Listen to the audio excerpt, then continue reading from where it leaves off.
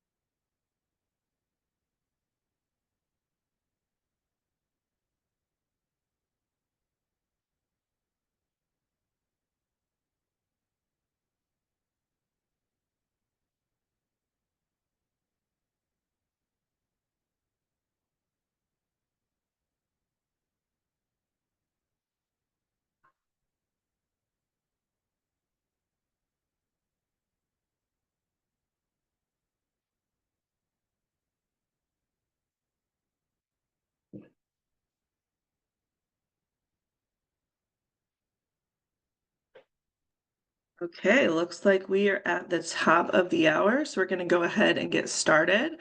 Hello, everyone. I am Michelle Kane, Director of Communications for the Forest Landowners Association and Foundation, and I want to welcome you all to our last online learning session of the year, Forest Landowner Policy Outlook, a review of 2024 and what's ahead in 2025. Before we dive in, just a few housekeeping items. You will note that your microphone is muted. So if you have any questions, we'll address them at the end of the presentation, and you can either use the Q&A feature that you can find at the bottom or the chat function to ask your question. Additionally, this session is being recorded, and we will send the full recording to you via email later this week. It'll also be posted on our website, and we encourage you to share that as well. So without further ado, I'd like to introduce Craig Anderson, Director of Government Affairs with FLA, to dive into our policy work for 2024 and see what's ahead for 2025. Hi, everyone, and good afternoon. I'm Craig Anderson, Director of Government Affairs for the Forest Landowners Association, and really appreciate all of you taking the time so close to the holidays to be able to join us for a recap on the policy work that we've done this year, both with Congress and the administration, as well as what to look forward to for next year. So let's do a little recap. Not much happened this year. And to be quite blunt, a lot of that was just because of divided Congress with a narrow majority in the House run by Republicans, a very narrow majority in the Senate run by Democrats, and a Democrat in the White House. There wasn't a lot of room for cooperation and bipartisan work, especially with it being a very contentious election year, presidential election year, to be even more specific. But, from the onset of the year, there were opportunities and there was progress with two very key legislative vehicles that we were engaged on. The first was the Farm Bill, and the Farm Bill had been kicked again into this year because of an extension of the 2018 Farm Bill from last year. And both chambers, beginning in April and May, put out a framework for what they were wanting to have. And, fortunately for private forest landowners, we had been engaged with both the House Agriculture Committee and the Senate Agriculture Committee for the past few months and years to try to get some significant improvements in there. Unfortunately, the only version that had any traction was in the House Agriculture Committee. And the committee did pass the bill through the committee. It never saw any floor action, but it did pass with bipartisan support. Now, fortunately, we did have all of the priorities that we were seeking included in both the House and Senate frameworks. Senator Stabenow, who chairs the Senate Agriculture Committee, did release text a few weeks ago, but unfortunately, just given the calendar and the prioritization for government funding discussions, there just wasn't enough time for there to be any sort of agreement hashed out between both the House and the Senate farm bills. And so we expect that is something that will creep into next year. But the second big topic was a tax bill. And this was one that surprisingly came up very quickly in January, and one that Congressman Jason Smith, who chairs the House Ways and Means Committee, and Senator Ron Wyden, who chairs the Senate Finance Committee, were able to strike a deal that both would make extensions to the Tax Cuts and Jobs Act, which was a significant tax bill passed in 2017 when President Trump was in office, as well as significant expansion of the child tax credit, which was a big ask for Senator Wyden, as well as many Democrats.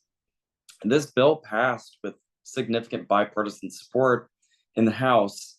However, when it became very clear, just based on the map and how races were going for the Senate, there was a lot of momentum that was just killed, knowing that Republicans could very likely be holding the power in the Senate. And so they wanted to have a chance to craft that bill in a way that would be a bit more palatable for them. So unfortunately, when it comes to major legislation that both chambers of Congress were working on, not much was able to get across the finish line. Now, when it comes to our work, we have been focused on disaster recovery for several years, but wanted to make sure that outside groups, partners, policymakers were aware of other work that we're interested in so that we can be a good partner and collaborate on policy work. And so a lot of this was discussed at our national conference in Denver over the summer. And so we found 4 buckets that can work both in the legislative and regulatory realm. Those are disaster recovery, market opportunities, private property rights, and tax certainty. And this is something that I can get into a little bit deeper. But before I hop into that, also wanted to just let everyone know that, a very key tool for associations like ours, and for any interested party that's trying to help influence public policy, is having a robust and strong political action committee.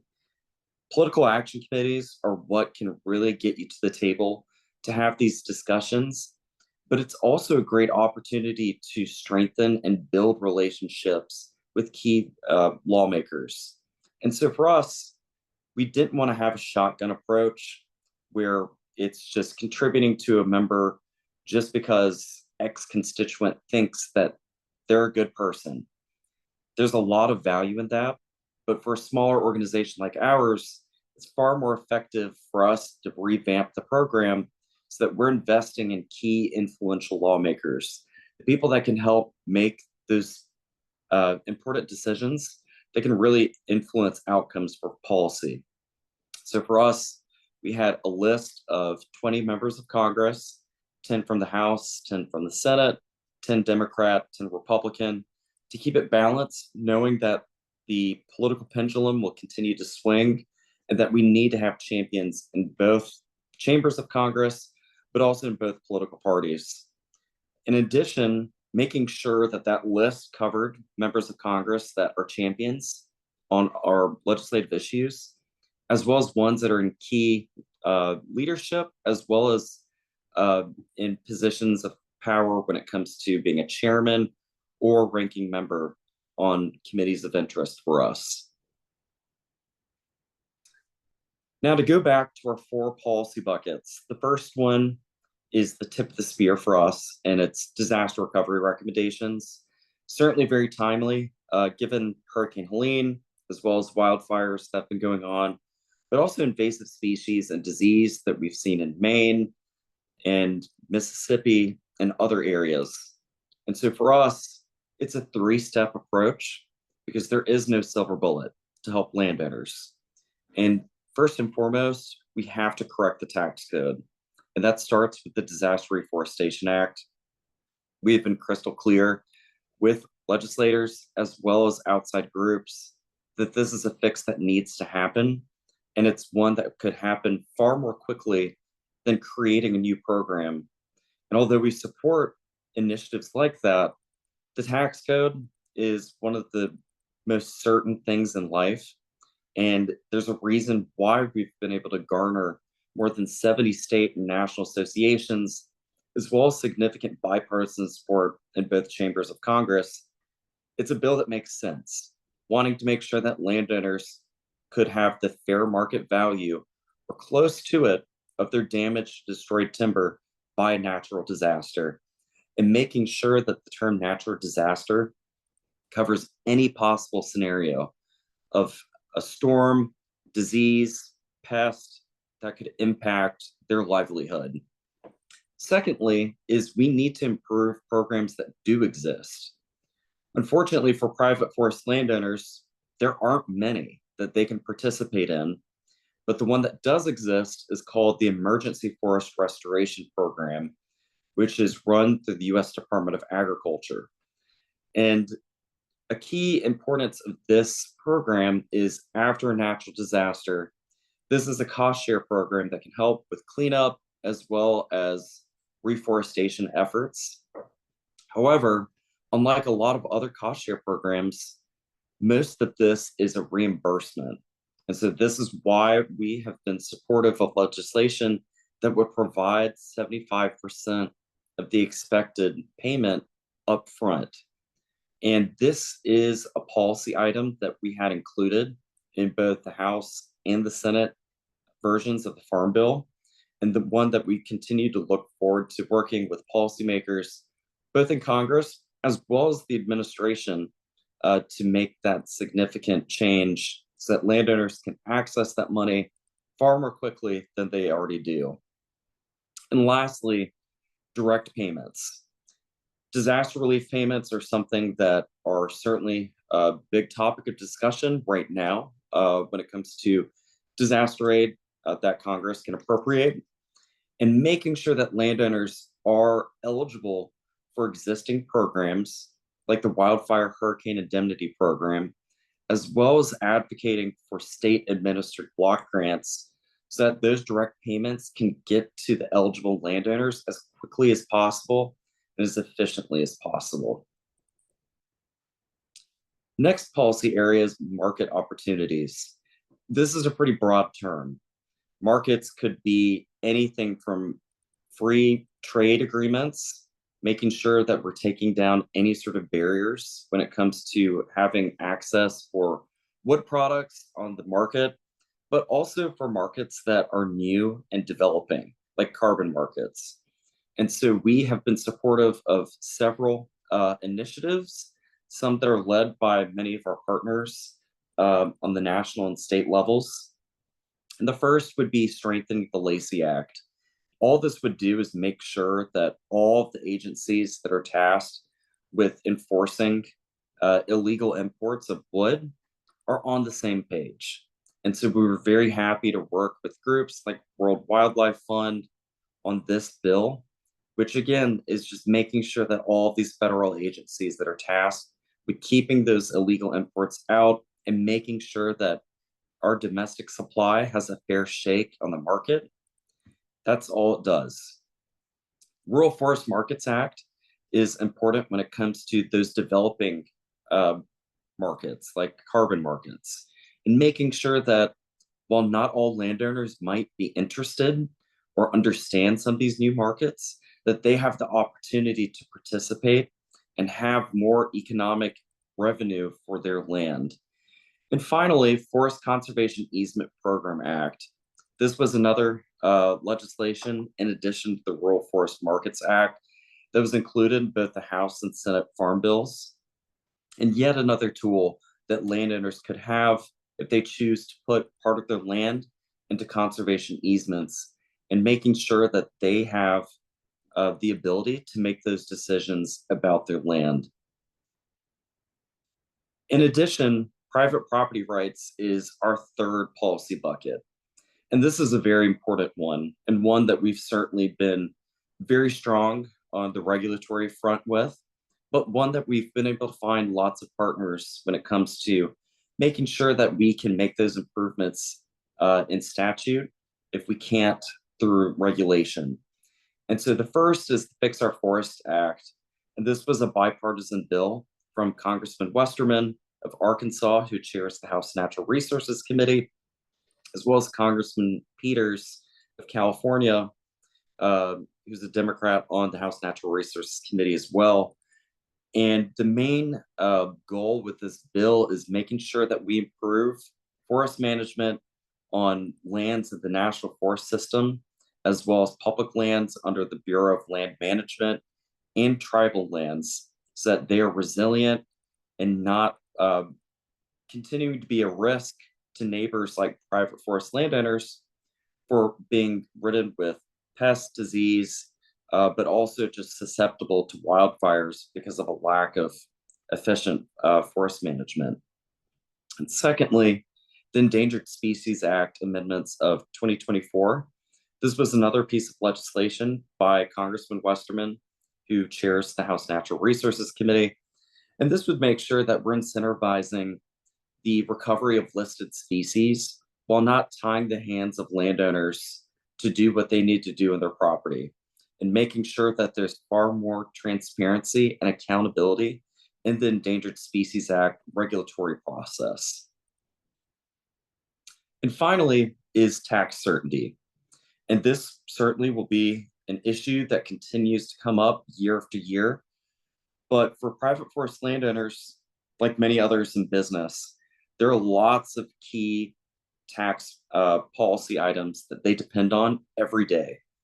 Now, in addition to the Disaster Reforestation Act, which is a tax bill, bonus depreciation, capital gains, like-kind exchanges, reforestation incentives, Section 179 expensing, and others are going to be big topics that we will continue to support. And so this is something that we've leaned on a lot of partners with, like American Farm Bureau Federation, Family Business Coalition, and American and AFF, and many others that we look forward to working with as this continues to be a large topic for Congress as well as the incoming administration. Now, when we look to next year, there are lots of questions because we still have not concluded this year. I just got back from a trip to DC. And for those that are checking the news, there's still not an agreement with government funding. Things were optimistic a few days ago, and then Congress can do what Congress does, and things can fall apart. And so we are likely going to see a lot of what we were advocating for creep into next year.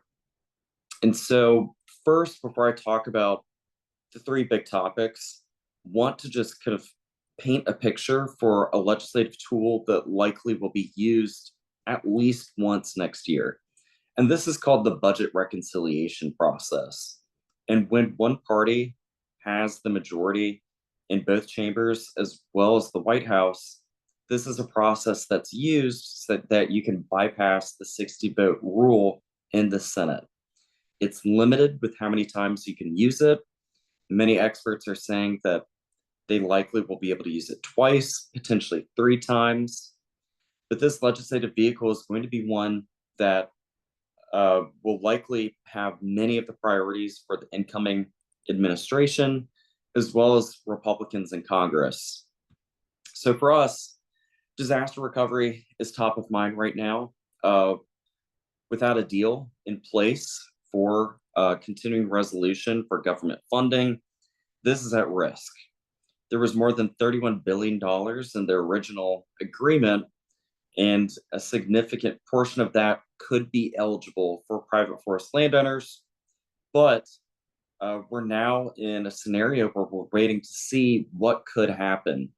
And so we will continue to advocate for our 3-step solution for disaster recovery when it comes to improving the tax code, improving existing programs, and including landowners in all direct payments that they could be eligible for.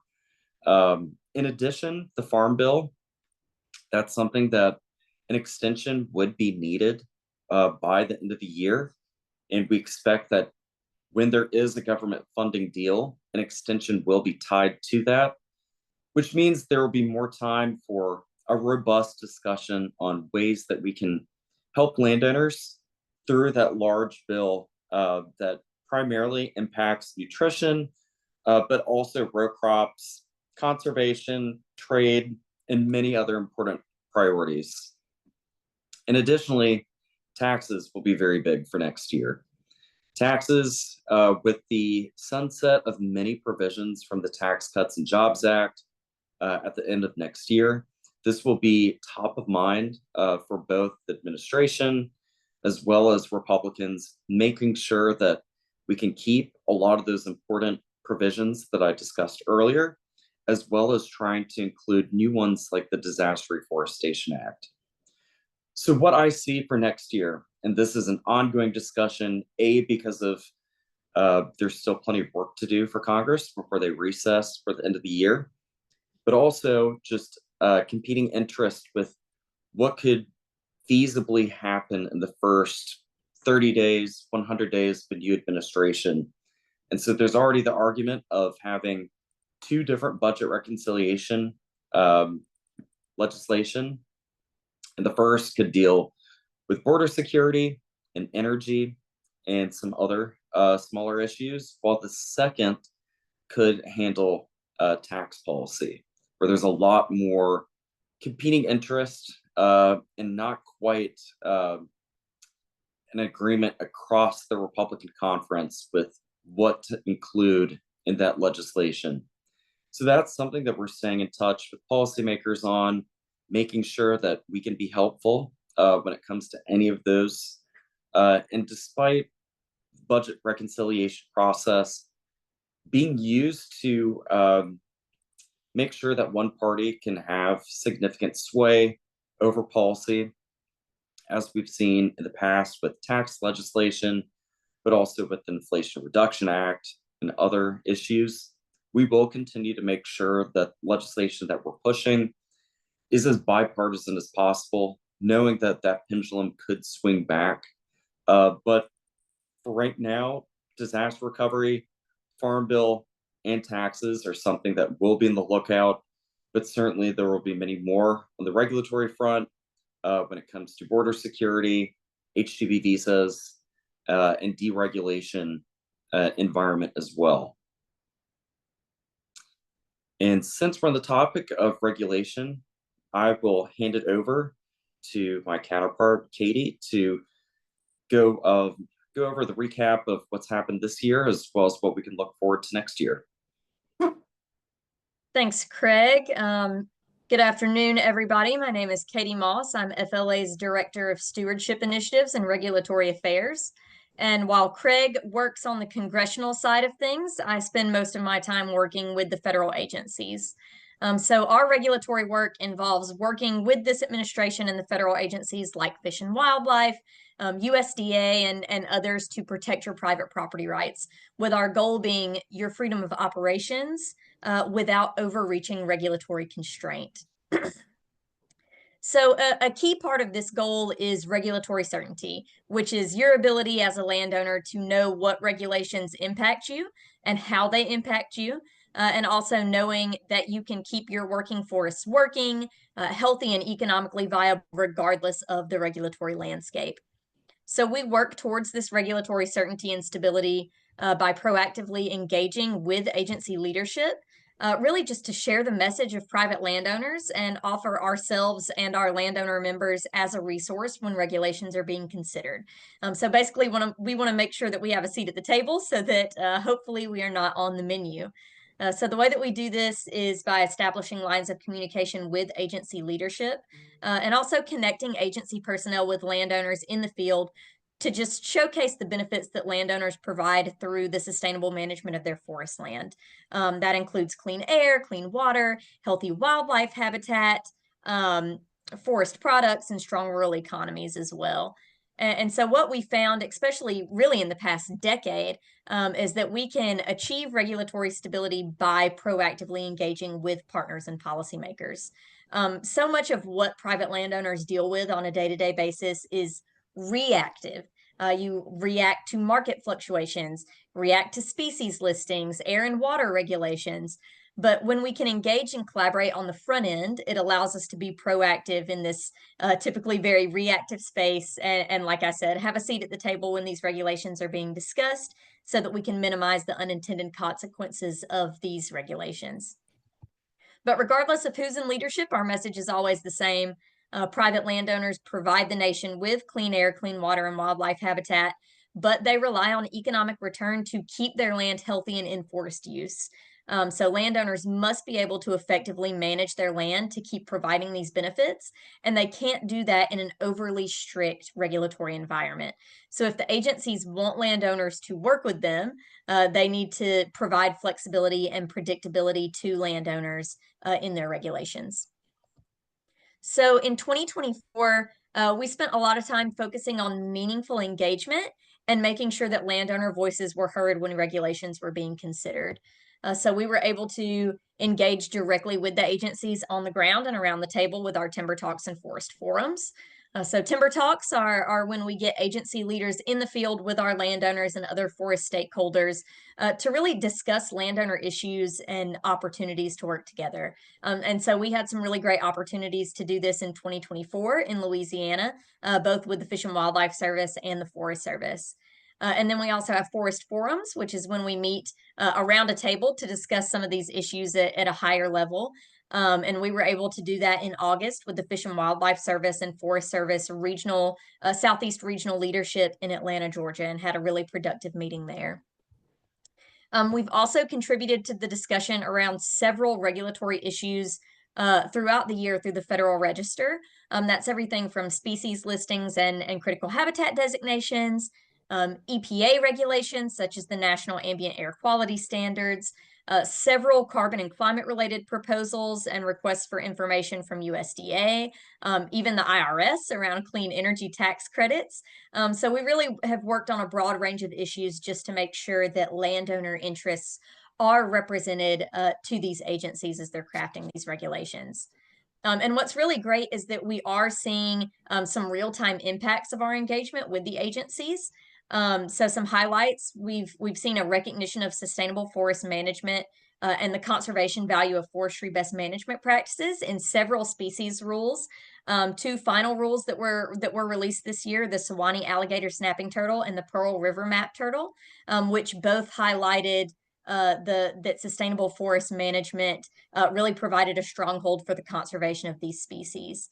And even with recent monarch butterfly proposal, which really could have been heavily restrictive on landowners since the butterfly is such a widespread species during its migration. Even that proposal provides take exceptions for forestry best management practices, fire management, and vegetation management to make sure that private landowners do have some flexibility with that rule as well. We've also seen more collaborative efforts from the agencies. Fish and Wildlife, a highlight there was streamlining the conservation agreement process for landowners so that more landowners felt comfortable participating in conservation agreements. Also this year, both the Fish and Wildlife Service and the Forest Service have really prioritized the use of IRA funding to benefit landowners on the ground, getting these grants out to partners and landowners to benefit their work on the ground. On that front, we're working with, FLA is working with both the Fish and Wildlife Service and the Forest Service to secure funding for hazardous fuels reduction work that our members are doing on the ground to mitigate the risk of wildfire and insect and diseases as well. And then another thing that we've seen is the agencies are turning to FLA and our landowners to serve as a resource for the private landowner perspective. So we've been able to connect the agencies with our landowners across the nation to help provide insight on regulatory issues, how they directly impact landowners on the ground, and also share data and stories that may preclude the need to list a species in the first place, which we saw a lot of success with the gopher tortoise a couple years ago. We want to continue to use that model for other species as well, and hopefully preclude the need to list them. So looking ahead to 2025, we are moving into the new year with a completely different regulatory landscape post Chevron. where the agencies will no longer have deference in court. So this will make it harder for any administration to implement overreaching regulations because the agencies will now have to justify their reasoning for these regulations with sound science rather than just relying on deference in the court. But at the end of the day, Chevron doesn't care if you're a Democrat or a Republican. So the Trump administration has made it clear that they will focus on deregulation moving forward. But the repeal of the Chevron doctrine may also cause some hurdles for the new administration on that front as well. We had a really great webinar recently with Charles Yates from the Pacific Legal Foundation, just to get his insight on how the repeal of Chevron may impact how Congress and the agencies and the courts are approaching regulations moving forward. And so I highly encourage everyone to check that webinar out if you haven't already. It is on our website. And then, as we all know, the priorities of the Biden administration are not the same priorities that the Trump administration will be implementing moving forward. We'll definitely be seeing more of a focus on rural America and economics and less of a focus on climate and carbon. And like I said before, the Trump administration will be focusing on deregulation. So we may see some of these recent Endangered Species Act and climate related rules potentially being repealed or overhauled. So we have been working with Trump's USDA and Department of Interior transition teams to just share some policy priorities for the first 100 days for landowners. And we are prepared to work with the incoming agency leadership.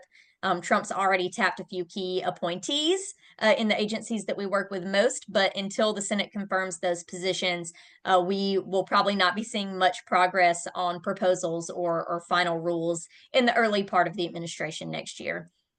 So at the end of the day, though, our priorities will remain the same: sharing landowner perspectives, building those relationships and collaborative opportunities with the federal agencies so that landowners are being considered and represented in federal regulations, and just making sure that you all have the regulatory flexibility to keep your working forests working.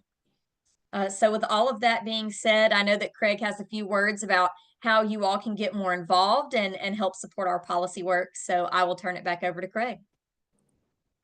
Absolutely. And there is no shortage of opportunities for how you can stay engaged.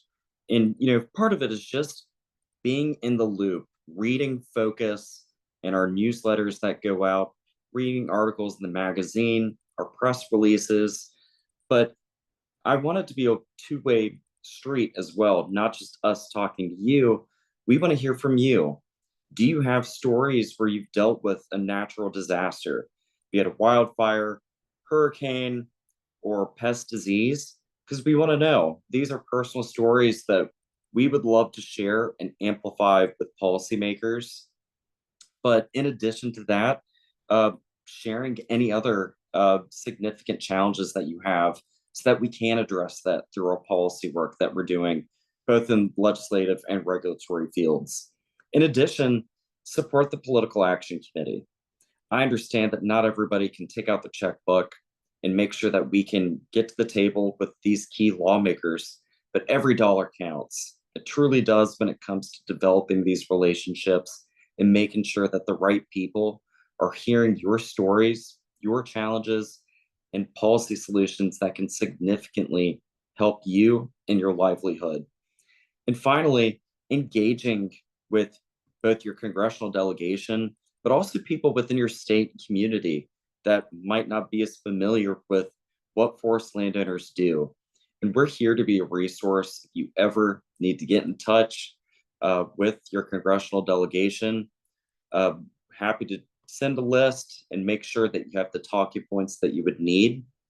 In addition, if you're a member of a state forestry association or another business group, feel free to share work that we're doing, because a lot of people outside of forestry do work with us, because there's a lot of common ground when it comes to public policy, and we're always looking for new partners, both on the state and the national level.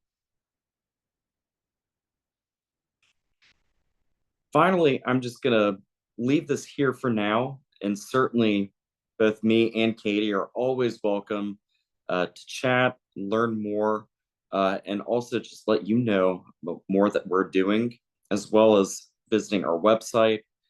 But I think for now, we will leave this as an opportunity for any sort of questions that any of you might have, and happy to help answer those if we're able to. Just a reminder, you can use the Q&A function or the chat function if you have any questions.